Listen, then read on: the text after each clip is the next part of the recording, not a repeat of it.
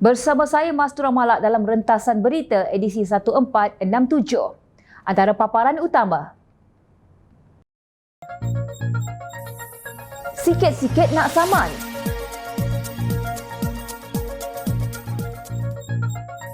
Bodoh yang tidak boleh diajar.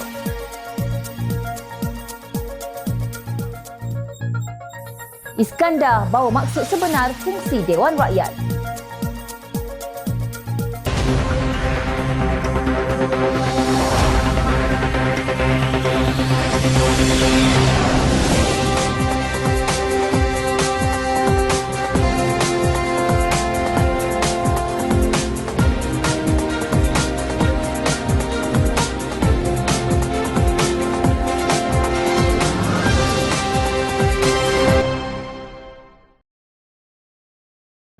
Assalamualaikum dan salam sejahtera. 3 hari lalu, Sinar Harian melaporkan sebuah kilang beras di negeri Kedah disita selepas Dapati menyurut 180 tan metrik beras putih tempatan dalam gudang simpanan yang tidak dinyatakan dalam lesen. Kejayaan itu adalah hasil operasi Task Force Khas Bersepadu Operasi Beras Putih Tempatan OPS BPT yang diketuai Menteri Kementerian Pertanian dan Keterjaminan Makanan bersama Kawal Selia Padi dan Beras KPB, Polis Diraja Malaysia PDRM, Kementerian Perdagangan Dalam Negeri dan Kos Sara Hidup KPDN dan Jabatan Perkhidmatan Kuarantin dan Pemeriksaan MAKIS. Ketika operasi dijalankan, didapati 180 tan metrik beras bergrade super special tempatan 5% SST5 atau beras putih tempatan berada dalam kampit jumbo disuruk di gudang. Lalu pasukan Task Force Khas bertindak menyita beras putih tempatan tersebut dengan hasil sitaan dianggarkan bernilai RM405,000. Semalam, Ketua Suruhanjaya Pencegahan Rasuah Malaysia SPRM, Tan Sri Azam Baki berkata, agensi itu juga sedang melihat kemungkinan berlakunya penyelewengan subsidi. SPRM mengesahkan 2 kilang di Kedah diserbu pihaknya susulan siasatan berhubung aktiviti menyurutkan stok beras tempatan.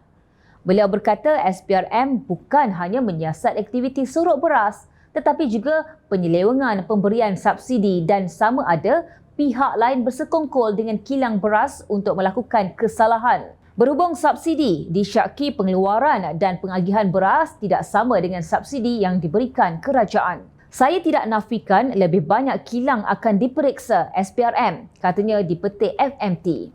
Pada Isnin, SPRM membongkar kegiatan penipuan yang dilakukan oleh sebuah syarikat pembekal beras di Kedah yang dikatakan telah mengganggu pengedaran dan penjualan beras putih tempatan. Menurut sumber, syarikat itu memperolehi kontrak daripada syarikat pertanian milik kerajaan bernilai lebih 100 juta ringgit setahun untuk membekalkan beras di semenanjung Malaysia. Sebagai respon segera, kemarin Menteri Besar Kedah Datuk Seri Muhammad Sanusi Mat Noor mempersoalkan tujuan pihak tertentu termasuk SPRM yang menggembar-gemburkan siasatan berhubung kontrak pembekalan beras bernilai 100 juta ringgit itu. Menurutnya, berita yang disebarkan tersebut seolah-olah kejadian itu baru berlaku di bawah pentadbirannya.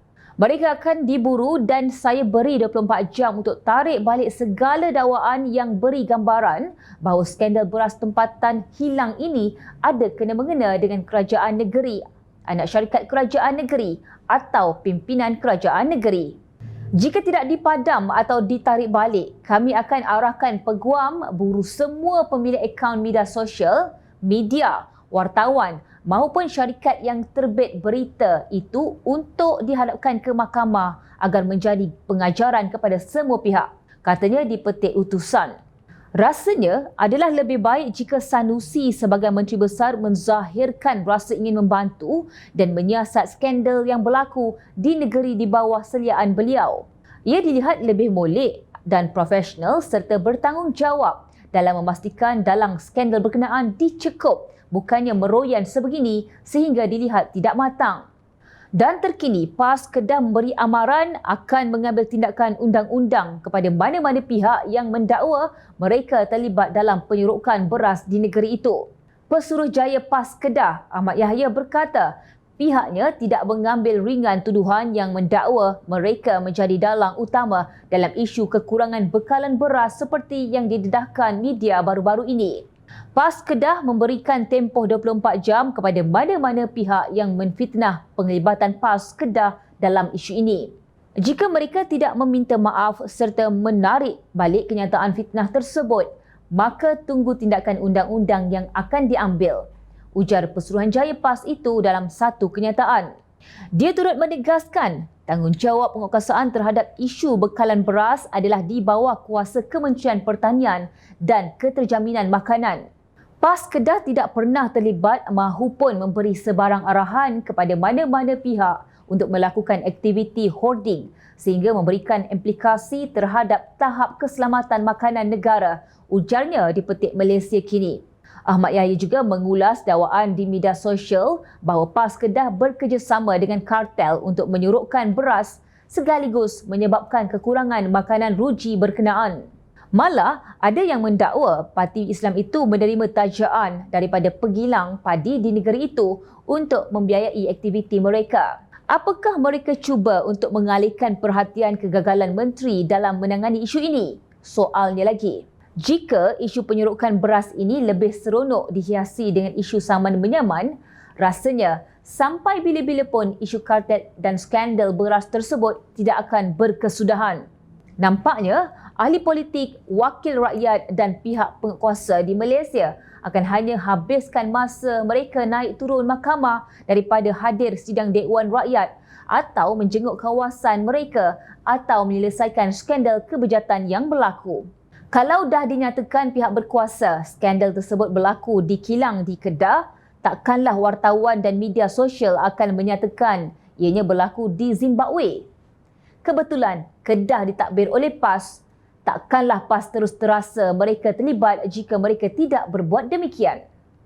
Tenang-tenang saja, biarkan pihak berkuasa menjalankan tugasan mereka dengan bijaksana. Semoga setiap individu dan kartel terlibat dalam isu ini akan didedahkan dan dihadapkan ke mahkamah demi pembelaan terhadap rakyat. Dan ketika itu, barulah sesiapa saja yang selama ini kononnya merasa mereka dianiayai dan dituduh begitu begini akan merasakan lalakan mereka hanya sia-sia. Sikit-sikit nak saman, makan cili ke? Kerajaan Perpaduan Madani tidak pernah sesekali menganaktirikan pembangkang dalam pemberian peruntukan dan bantuan sebagaimana yang didakwa dan dispekulasikan. Menteri Ekonomi Rafizi Ramli tetap menyalurkan peruntukan kepada ahli parlimen pembangkang dalam bentuk projek-projek dan bantuan terus kepada rakyat di sesebuah kawasan.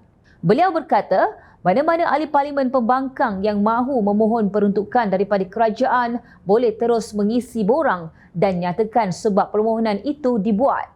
Kita buka seluasnya kepada mana-mana wakil rakyat tanpa mengira kawasan sekiranya mereka mahu memohon peruntukan daripada kerajaan. Mereka juga boleh terus isi dan tunjuk sama ada jambatan, jalan atau longkang perlu dibaiki. Jadi, peruntukan itu memang akan disalurkan terus kepada rakyat, katanya menerusi satu hantaran di laman Social X semalam.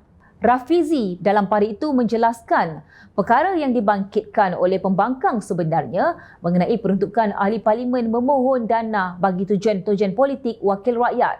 Mengulas lanjut perkara itu, beliau memberitahu kerajaan bersetuju untuk memberikan peruntukan, namun perlu melalui proses rundingan terlebih dahulu bagi memastikan peruntukan tersebut selari dengan dasar tata kelola yang telah ditetapkan oleh kerajaan.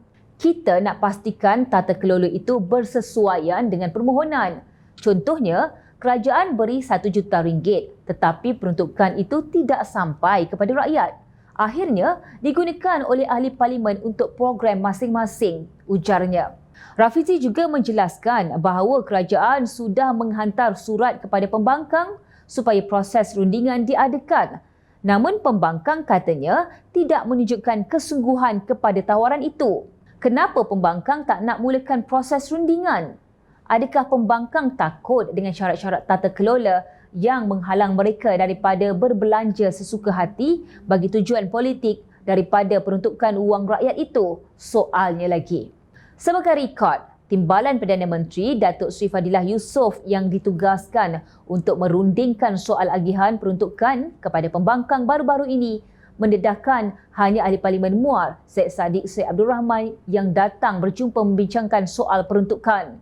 Semalam, Ahli Parlimen Kuala Kangsar Datuk Iskandar Zulkarnain Abdul Khalid menyatakan untuk menyokong kerajaan perpaduan dengan alasan tidak mahu penduduk di kawasannya terus terpinggir daripada arus kemajuan. Pemerhati politik pula mendakwa keputusan itu dibuat berkemungkinan setelah melihat tindak tanduk pemimpin PN yang tidak mengindahkan seruan Perdana Menteri Datuk Seri Anwar Ibrahim agar pembangkang berunding bersama timbalannya Datuk Seri Fadilah Yusof untuk mendapatkan peruntukan parlimen.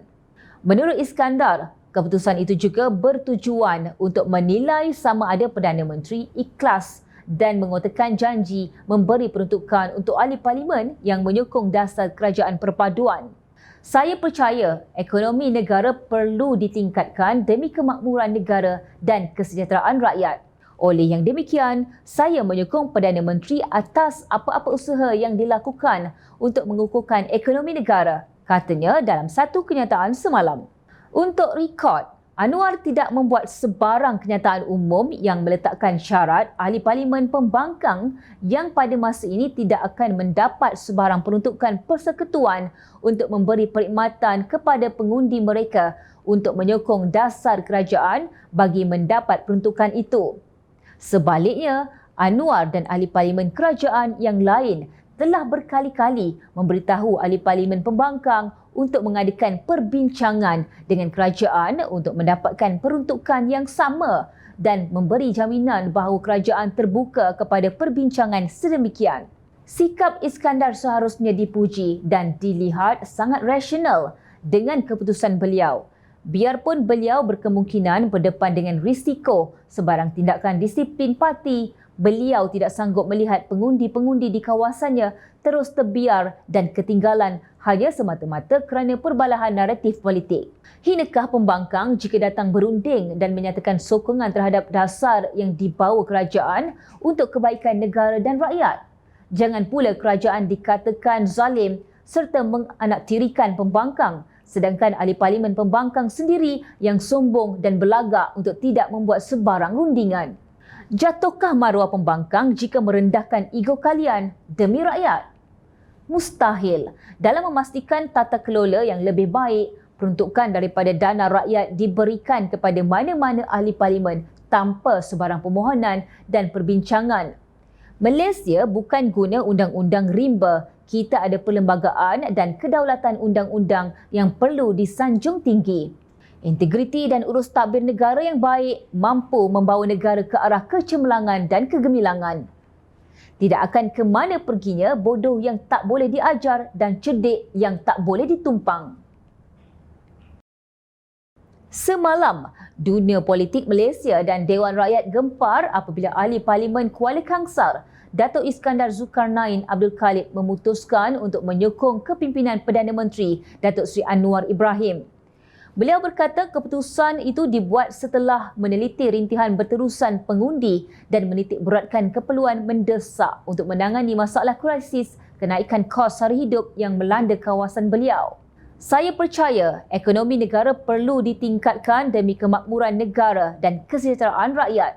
Oleh yang demikian, saya menyokong Yang Amat Berhormat Perdana Menteri atas apa-apa usaha yang dilakukan untuk mengukuhkan ekonomi negara. Menurutnya dalam kenyataan, bagaimanapun, Iskandar Zulkarnain berkata beliau tidak akan meninggalkan atau mengkhianati Parti Pribumi Bersatu Malaysia iaitu Bersatu dalam apa jua keadaan atas prinsip taat dan setia kepada parti. Saya dengan ini mengambil keputusan untuk menyokong inisiatif-inisiatif kerajaan dalam hal-hal yang mengutamakan kebajikan rakyat negara ini sehingga pilihan raya umum yang seterusnya, katanya. Untuk rekod, Ahli Majlis Tertinggi Bersatu itu pernah menjadi setiausaha politik Menteri Besar Perak sebelum ini, Datuk Seri Ahmad Faizal Azumu. Tindakan ahli Parlimen Kuala Kangsar itu dilihat wajar dicontohi Wakil Rakyat Perikatan Nasional PN yang lain. Timbalan Pengerusi Parti Keadilan Rakyat PKR Perak, Muhammad Hairul Amir Sabri berkata, sokongan Iskandar Zulkarnain itu membuktikan beliau merupakan pemimpin yang berjiwa besar. Selain itu, beliau memperlihatkan bahawa perbezaan fikrah atau mahnaj politik bukan sahaja halangan untuk bersama-sama dalam mencurahkan khidmat bakti terbaik demi kepentingan rakyat. Perkara ini sepatutnya menjadi panduan dan teladan kepada setiap wakil rakyat pembangkang kerana keutamaan perlu diletakkan kepada rakyat seperti janji-janji yang telah dilontarkan pada pilihan raya umum ke-15 PRU15 lalu. Katanya dalam satu kenyataan hari ini. Ternyata jelas masalah peruntukan parlimen dan pembangunan disebabkan kedegilan dan kesombongan PN menjadi punca utama ahli parlimen Kuala Kangsar daripada Bersatu itu menyokong kerajaan perpaduan. Menurut pengarah komunikasi UMNO Malaysia, Datuk Lokman Nur Adam, kenyataan Iskandar semalam bahawa beliau akan menyokong segala usul yang dibawa oleh kerajaan mungkin akibat kecewa melihat tindakan pemimpin utama PN yang enggan berunding dengan kerajaan perpaduan bagi mendapatkan peruntukan untuk melancarkan pembangunan di sesuatu kawasan. Ahli parlimen sudah tunggu Ketua Pembangkang Datuk Seri Hamzah Zainuddin yang sepatutnya berunding dengan Datuk Seri Fazilah Yusof, Timbalan Perdana Menteri, tetapi tidak dibuat sehingga ke hari ini, tidak pernah berlaku. Saya mencangkakan kalau trend ini berterusan, Bersatu dan PN bertegas tidak mahu berunding. Sedangkan ketika mereka memerintah, mereka telah meminta Datuk Seri Anwar, Datuk Muhammad Sabu dan Lim Guan Eng untuk berunding dengan mereka. Tanda tangan memorandum kerjasama sebelum memberikan peruntukan kepada ahli parlimen pembangkang. Tetapi sekarang bila mereka menjadi pembangkang, mereka angkuh dan tidak mahu berunding dengan kerajaan. Maka sewajarnya ahli parlimen pembangkang mengambil keputusan secara bersendiri untuk berbincang dengan kerajaan. Ini bagi memastikan peruntukan dapat disalurkan ke kawasan parlimen masing-masing, katanya dalam siaran langsung Facebook malam tadi. Tambah Lokman, tindakan Iskandar itu juga merupakan satu tamparan kepada PN. Lebih-lebih lagi beliau merupakan pemimpin Bersatu Perak. Sama ada Tan Sri Mahyadin boleh terima keputusan yang dibuat Iskandar atau tidak, boleh kita fikirkan. Namun, bagi saya, ini bibit-bibit ketidakyakinan ahli parlimen di kalangan PN terhadap kepimpinan Mahyadin, katanya. Ternyata, ketekasan dan kesungguhan Perdana Menteri Datuk Seri Anwar Ibrahim membantu rakyat dan negara serta membawa Malaysia ke arah yang lebih baik, memperbaiki segala kerosakan sedikit demi sedikit telah banyak membuka mata dalam kalangan ahli parlimen pembangkang. Cuma rasanya sokongan tersebut hanya terzahir daripada mulut ahli parlimen Kuala Kangsar. Rasanya bukan satu kesalahan kepada beliau untuk menyatakan sokongan kepada apa yang dirasakan tepat, betul dan berada di landasan sebenar dalam konteks memajukan negara. Inilah maksud sebenar fungsi Dewan Rakyat, berbicara dan berdebat, bersetuju dan menyanggah untuk rakyat, bukan untuk parti politik tertentu. Beliau juga telah menegaskan bahawa akan terus bersama Bersatu dan Perikatan Nasional cuma bersetuju dan sokong PMX atas apa yang telah dibuktikan dan sedang dilakukan untuk kemajuan negara. Ini adalah satu contoh wakil rakyat yang membawa suara rakyat. Yang baik kita sokong, yang buruk kita pelekong. Berani kerana benar, ingat rakyat sentiasa memerhati. Jom Channel ingin mengucapkan jutaan terima kasih kepada para penyokong Jom Channel dan kepada mereka yang berminat untuk memberikan sumbangan bagi membolehkan kami meneruskan perjuangan menyampaikan berita yang benar. Sumbangan boleh dibuat melalui akaun bank yang tertera. Suara rakyat kami sampaikan demi negara tercinta. Teruskan bersama kami di Jom Channel untuk mendapatkan berita politik tanah air. Saya Mas Ramala. Assalamualaikum dan jumpa lagi.